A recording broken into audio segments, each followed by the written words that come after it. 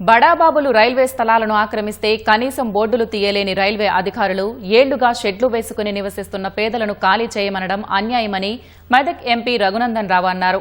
సంగారెడ్డి జిల్లా బండ్లగూడలో రైల్వే నోటీసులు అందుకున్న బాధితులకు అండగా ఉంటామని హామీ ఇచ్చారు. నోటీసులు వచ్చిన బాధితులను కలిసిన ఆయన 15 రోజుల్లో అధికారులతో సంయుక్త తనిఖీలు చేపట్టి న్యాయం చేస్తామని తెలిపారు.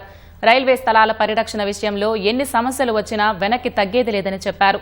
దశాబ్దాలుగా నివాసం ఉంటున్న పేదలను రోడ్డున పడేస్తే ఊరుకోబోమని రఘునందన్ రావు స్పష్టం చేశారు.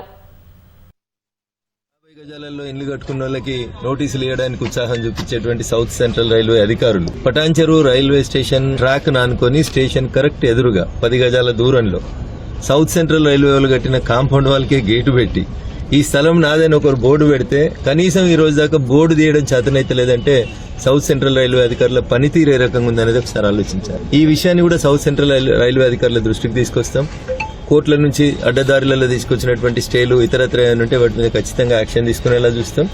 నిజంగా స్థలం రైల్వేదైనటువంటి స్థలం కాస్ట్లీ స్థలం.